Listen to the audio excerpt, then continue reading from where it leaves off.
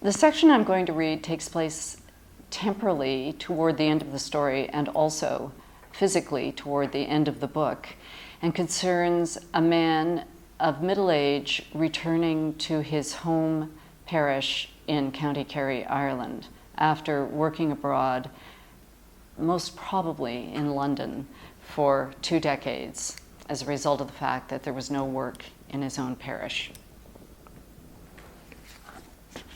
He pedaled along the road from Cahersiveen, past the birthplace of Daniel O'Connell, the great liberator, over the Firtha River at the bridge at Carron, then past the lichened, yellowed ruins of the old workhouse at Balloch. The road began to rise slightly now, but Kieran barely noticed. Each indentation and every hint of elevation was so familiar to him that the features of the road's surface might have been extensions of his own body. A glimpse of the painted iron gates of the long-gone landlord's house and splashes of pink, the surviving roses from the landlord's abandoned gardens.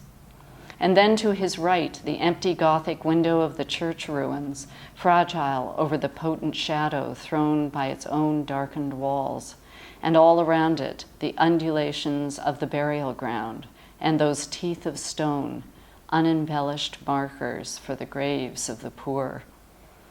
It was the gable end of the house he saw first, still painted blue, the shape of the chimney with some of its plaster gone and the stones showing, 2 orange chimney pots, strangely new-looking, but with no turf smoke moving out of them and over the valley.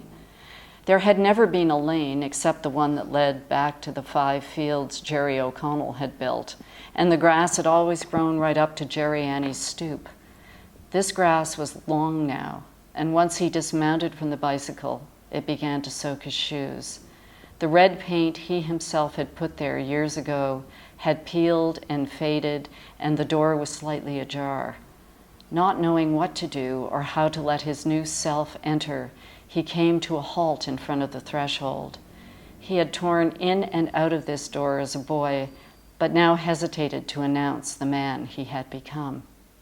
He saw that the white paint on the window trim was missing in most places, and he thought he would fix that in a day or 2. He hadn't yet noticed that one of the panes of glass was smashed on the ground beside him.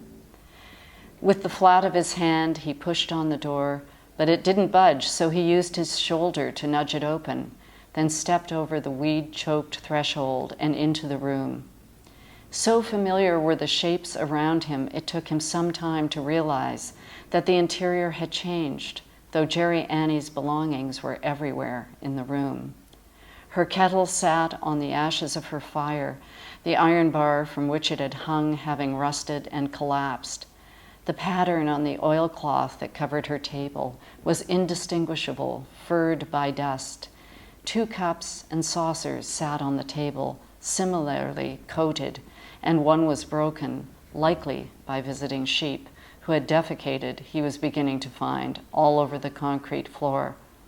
In places, the rising damp had removed the upper coat of paint from the blue-gray walls, revealing surprisingly vibrant colors that must have come from the time of Annie's youth, when Jerry himself had still been alive.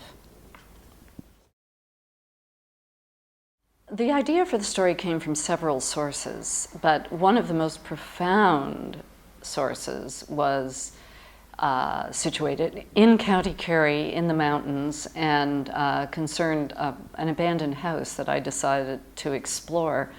Once I walked in the door, I quickly learned that the old lady's belongings were still inside and had been, obviously, for some time, since a couple of her coats were completely covered in spider webs.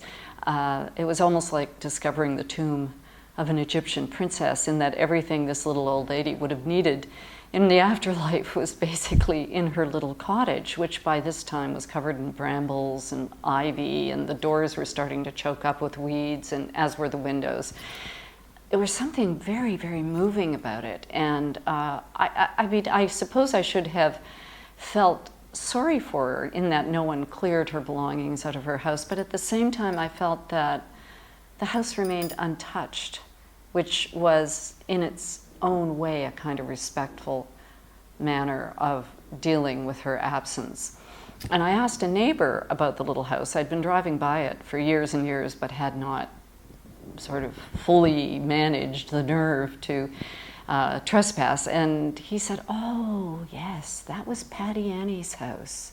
I haven't thought about her for years," he said. "She was delightful. She died in the 1950s.